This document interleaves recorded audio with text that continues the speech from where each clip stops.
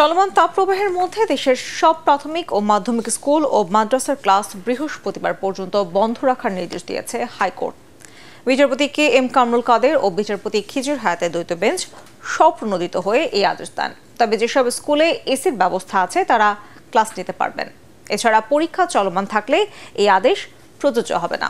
হুমায়ুন চিস্তির রিপোর্টে বিস্তারিত। ওয়ালটন এসিতে ইনস্টলেশন একদম ফ্রি। টানা কয়েক সপ্তাহ ধরেই তীব্র তাপদাহে পুড়ছে সারা দেশ। সর্বোচ্চ তাপমাত্রা উঠেছে 43 ডিগ্রি সেলসিয়াস পর্যন্ত। স্মরণকালের সর্বোচ্চ তাপপ্রবাহে অস্থির জনজীবন।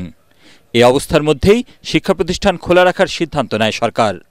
তবে প্রথম দিনেই রোববার সারা দেশে শিক্ষার্থী ও শিক্ষকসহ মোট 18 জনের মৃত্যুর ঘটনা ঘটে।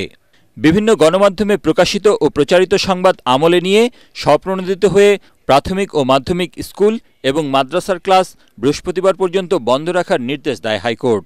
কয়েকটা স্কুলে কয়েকজন ছাত্রছাত্রী অসুস্থ হয়েছে গরমে, এবং কয়েকজন শিক্ষক অসুস্থ হয়েছে, শুধু অসুস্থ না, কয়েকজন হিট স্ট্রোকে মারাও গেছেন। এর প্রেক্ষাপটে মাননীয় আদালতের দৃষ্টি আকর্ষণ করলেন যে যাতে আগামী আরও কয়েকদিন স্কুল বন্ধ রাখা যায়, যাতে করে বাচ্চারা বা শিক্ষকরা অসুস্থ না হন।